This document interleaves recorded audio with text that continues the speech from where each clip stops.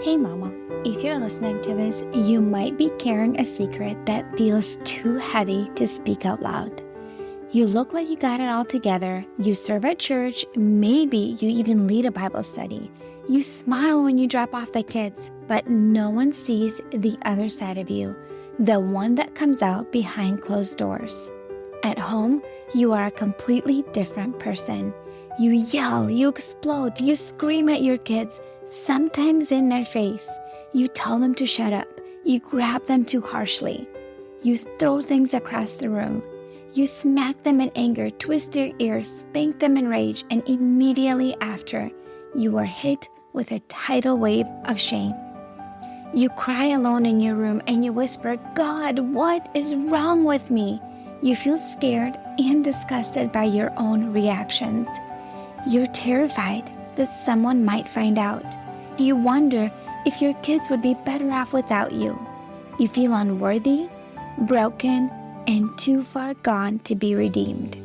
You try to fix this on your own. You listen to podcasts, parenting books, download freebies, but nothing changes.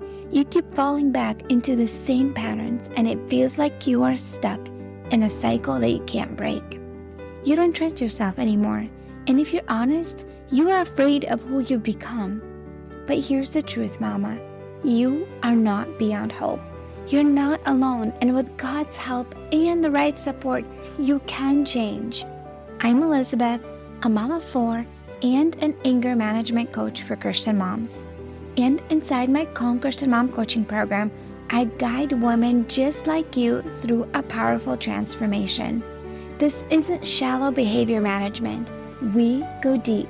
We address your triggers, your stress, your mindset, your nervous system, and the spiritual root behind your patterns. We invite God into every layer and walk hand in hand towards healing. In just 12 weeks, you can become a completely different mom, unrecognizable. One who leads with patience, not panic. One whose children feel emotionally safe around her.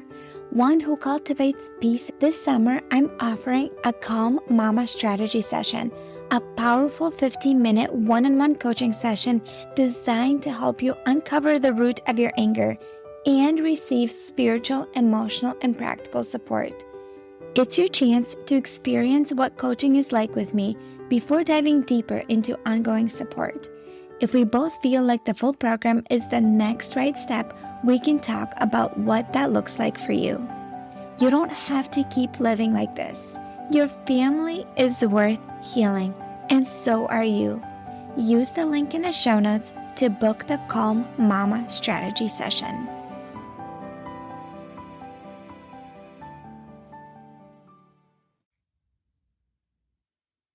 Hey Mama, is your summer feeling rough? Are you constantly yelling? Are your kids resisting you on everything? Do you feel like your patience is paper thin? And anytime things don't go your way, you snap. If the tension in your home feels nonstop and you find yourself easily angered, constantly reacting, or even raging, you are not alone. And this episode is for you. In this episode, we are going to talk about control. I personally didn't realize how much I struggled with control until I got married. That is when I started to notice how much I wanted things done my way because, well, I believed my way was the best way.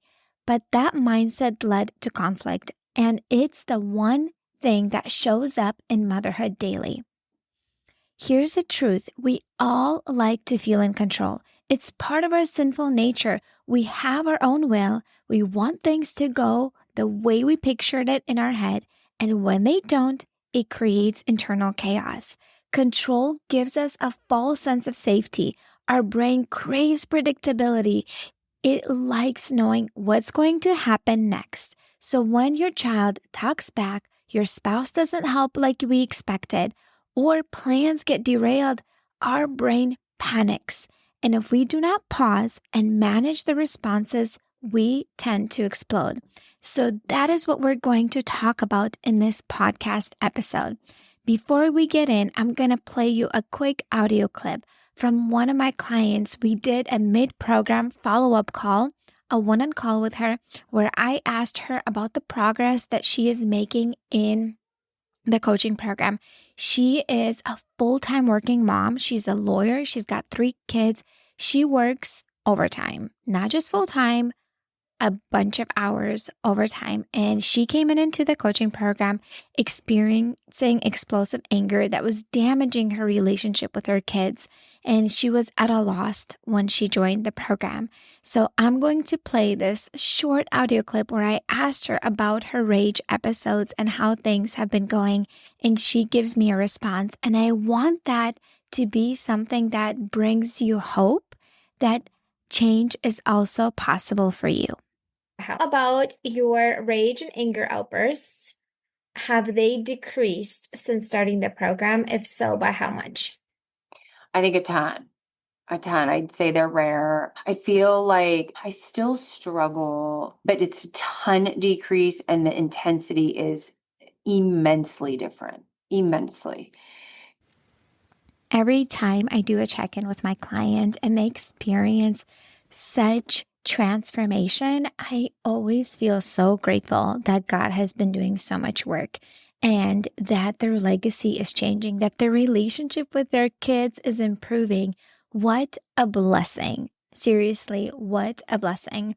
So right now we're going to talk about control, and let's understand, what can you really control? Because before we go deeper, we need to understand that we can only control ourselves. We cannot control other people, what they think, say, and do. We cannot control circumstances. We can only control ourselves. So let's zoom in and see what actually things that you can control. Your beliefs, and beliefs are thoughts that you think over and over again in your mind. Your mindset, your emotions, your words, your actions, your choices, your routines, your habits, and your home environment. That's it. You cannot control your kids' reactions. You cannot control your husband's mood. You cannot control the circumstances that come your way. Trying to do that leads to a lot of frustration, resentment, and more anger. So how do you know if you're trying to control something that is out of your control? It's when you feel really frustrated that things are not going the way that you want them to go, and you're trying to force things to be the way that you want it to be. And when you already are out of control, you start to grasp even harder. When your home feels chaotic and your schedule is all over the place, that inner sense of I'm not okay creeps in. And that's when an urge to control everything starts to get worse. You yell more. You try to force cooperation. You micromanage everyone around you, but that backfires. And instead of peace, you get more resistance. So how can we flip that script? When you focus on what is in your control, which is your mindset, your habits, and your actions, you begin to feel calm and grounded. That inner stability reduces the need to control everyone else.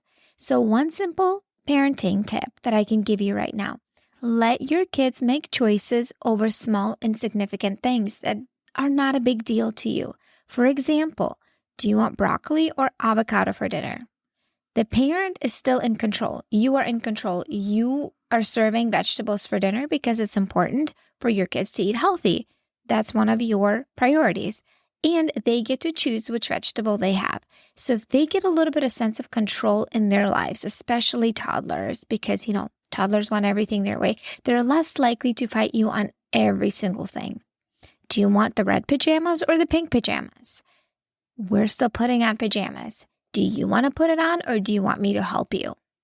Okay, if you don't want to choose, I will help you make a choice. So that's kind of like a parenting tip that I use with my kids. You are still the parent. You're still guiding the process by giving them ownership over the little things that helps them feel respected, and they are less likely to push back. What does the Bible say about control? God never called you to control others. He called you to have self-control. 2 Timothy 1:7 says, God gave us the spirit of power, love, and self-control.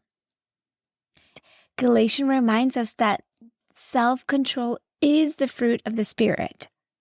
Proverbs 25:28 says, someone that lacks self-control is like a city with broken walls, vulnerable and defenseless. Your job is to help self-control as a Christian and as a believer, and that happens in your mind. The Bible talks about our heart, guarding our hearts. What it really refers to is our mind. And it all happens in our mind. If you decide in your mind that you need to control XYZ situation, you need to control your kids doing XYZ, you're going to direct so much energy trying to control something out of your control, and it will produce so much frustration and anger and even tension between you and your kids. Versus if you let go of the idea of trying to control what is out of your control, what other people think, say, and do about the circumstances, and you redirect all of that desire to control on self-control. What am I going to say in response to this? What am I going to do in response to that? How am I going to handle this? And focus on what you can do in the circumstance to move forward, to be adaptive with the circumstances that you are given. It's going to relieve so much pressure and so much tension and anger. So some of the mindset shifts that have been helpful for me to let go of control: I cannot control other people. I can only control myself. How do I want to show up right now in this moment? That's the thought that I redirect my mind to. Controlling others is not my responsibility. Controlling myself is. Jesus, please help me have self-control in this moment. Another thought is, I am not in charge of other people's emotions, but I am responsible for my own thoughts, words, and actions. Jesus, give me the wisdom to handle this situation well. Another favorite thought of mine is, I am choosing to let this go. I am choosing to let this go. When you try to micro-control something and you feel that frustration and you can't control the situation or the person, you say to yourself, I'm choosing to let this go. It's a choice. It's a decision in your mind. My relationships are more important than me trying to control the situation. My sanity is more important. I'm choosing to let this go.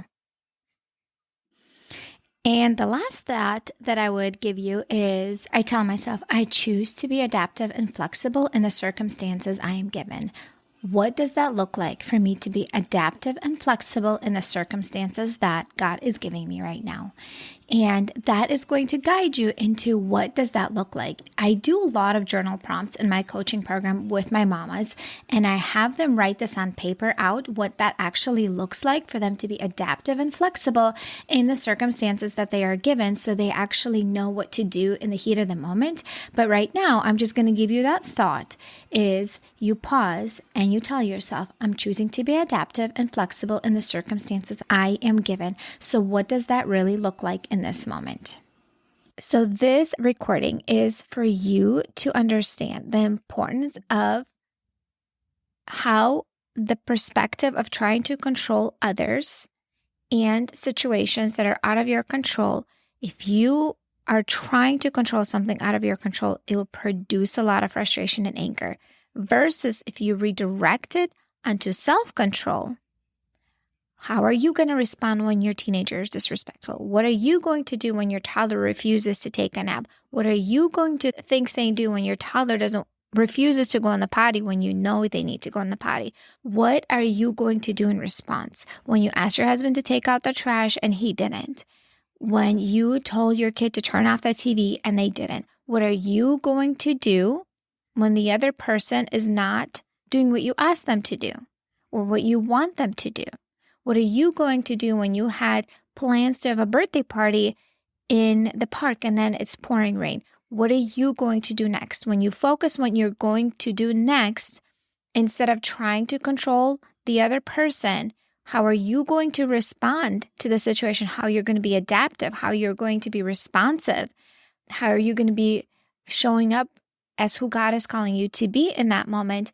You're going to have so much sense of relief because you're not trying to control something that is out of your control. So here's your action step, my friend. I want you to know that I can help you in this area. If you find yourself exploding in rage when your kids do not obey right away, spiraling into the shame afterwards, hoping that no one will ever find out how you really act, angry behind closed doors, you're feeling reactive, irritable, and your anger is ruining your closest relationships with the people that matter the most to you. You spank in rage. You twist your kid's ear, you shove them on the bed, you yank their arms so hard, you leave bruises on their arms, and you are filled with complete remorse. I know, I want you to know that you are not meant to stay stuck, and there is hope for transformation. I created a 12-week intensive coaching program specifically for Christian moms like you who are ready to get to the root of their anger and finally walk in peace. If you are so done being the angry mom and you are ready to transform into a loving, kind, compassionate, tender, lighthearted, playful, safe mama for your kids, then this is your time. This program gives you a step-by-step process to break the patterns of explosive reactions and learn how to manage your emotions in a Christ-centered way. And yes, it delivers guaranteed results. My program is 100% money-back guarantee. You either get the results or you get a full refund at the end. This summer, I am offering mamas to get a chance to try out coaching with me for one session. So you can book a Calm Mama strategy session with me. This is a coaching session where we will uncover the root of your anger and I will give you practical tools where you can start using right away. And if at the end of the session, we both feel like there's more work to be done and you are interested, I can share with you what it looks like to work together in my intensive 12-week coaching container. This is an invitation for you to stop living in reactive mode and start walking in the self-control God has already given you. Click the link in the show notes to book your session. Let's do this together. Thank you so much for being here, friend. Let go of the weight of trying to control everything and instead anchor yourself of what actually is yours to carry. I'm cheering you on. Until next time, keep creating an emotionally healthy legacy. Hey mama, do you find yourself snapping over the smallest things, like spilled milk or constant whining, then feeling horrible afterwards? If you're tired of losing your temper and you want to show up with more patience, I have something for you. It's a free training called How to Be More Patient with Your Kids so you're not screaming over spilled milk. Inside, I'll walk you through 10 simple things you can start doing today to become a calmer, more Christ-like mom, even on the hard days. To get it for free, just leave a rating and review on Apple Podcasts and send a screenshot to hello@emotionallyhealthylegacy.com. Or if you'd rather skip the wait, you can grab it right now for just $27. The link is in the show notes. Let's help you become the peaceful, patient mom your kids need.